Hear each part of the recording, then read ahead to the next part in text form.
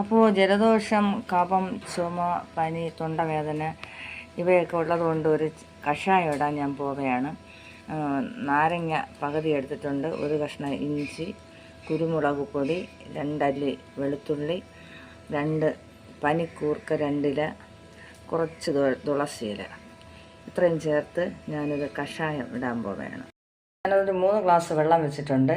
അതിലോട്ട് ഇതിട്ട് തിളപ്പിക്കാൻ പോവുകയാണ്.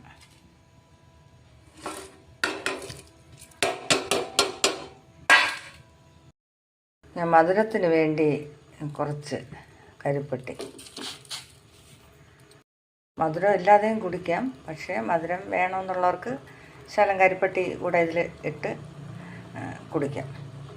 ഇത് ശരീരവേദനയ്ക്കും ചുമയ്ക്കും കഫത്തിനും തലവേദനയ്ക്കും ശരീര ക്ഷീണത്തിനൊക്കെ നല്ലതാണ് ഇങ്ങനെ ഇട്ട് കുടിക്കുന്നത്. ഇത് കാപ്പിയെന്നും പറയും, കഷായമെന്നും പറയും. എന്തായിരുന്നാലും ഇത് നല്ലൊരു ഔഷധ ഗുണമുള്ള കാപ്പിയാണ്. ദേഹവേദനയൊക്കെ മാറിക്കിട്ടും.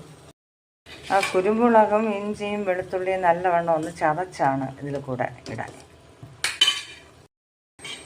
അപ്പോൾ നമ്മുടെ കഷായം തയ്യാറായി കഴിഞ്ഞു. ഇന്ന് ഗ്യാസ് ഓഫ് ചെയ്യാൻ പോവുകയാണ്. ഇത് നല്ല ചെറു ചൂടോടുകൂടിയാണ് ഇത് കുടിക്കേണ്ടത്.